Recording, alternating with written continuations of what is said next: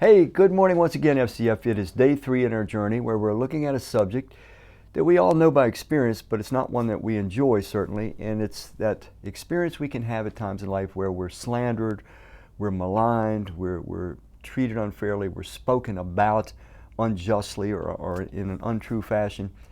And what I really want you to see as we take this journey is that Jesus himself, perhaps more than anyone, was slandered and treated unjustly. And we know that in Jesus, here's somebody that's absolutely perfect. I mean, you and I are not, but he absolutely was. And yet he experienced the same thing. Let's look at a portion of Scripture today where it really gets bad in Jesus' life. Matthew chapter 11, verse 18.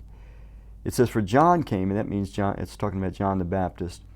"John came neither eating nor drinking, and they say he has a demon. The Son of Man," Jesus is now talking about himself, and it is Jesus talking, "the Son of Man came eating and drinking, and they say, here is a glutton and a drunkard, a friend of tax collectors and sinners. But wisdom is proved right by her actions." So here, this is remarkable. It's saying that there were people in Jesus' day that because he associated with common, everyday, broken people, they considered Jesus a drunkard and a glutton. Now, you know, it's pretty rare these days to be accused of being a glutton, but perhaps some of us could be accused of being a drunkard. I hope not, but it could happen.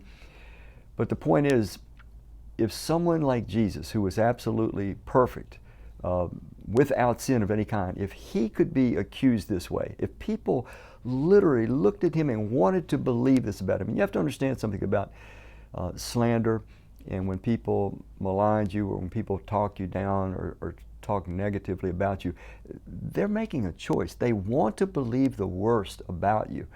Somehow you've triggered something in themselves. You've made them feel vulnerable. You've made them feel threatened. You have something that perhaps they want. It could be a million items, but they want to believe the worst about you, and they want to do you harm if possible. They want to try to get something that they feel like you're depriving them of. It's a crazy psychological thing that we humans do.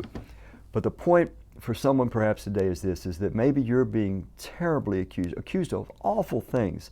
It could be somebody in your own family, and yet you know there's not a shred of truth to it. And it's a terrible place to be in, because sometimes the more you try to explain yourself and the more you say it's not true, the more guilty we tend to look. But here was Jesus, God in flesh, and people were saying he's a glutton and he hangs out with sinners. He's got to be sinful himself, and plus he's a drunk. None of which were even remotely true of Jesus. So take heart. Again, that verse from 1 Peter 4, commit yourself to a faithful Creator. He sees you, he sees your heart, he sees your pain.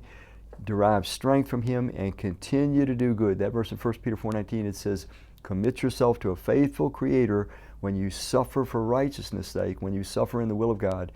And then the hard part, continue to do good. It's hard to respond good when we are being treated so unfairly and with so much evil. Thank you for taking day 3's journey with me.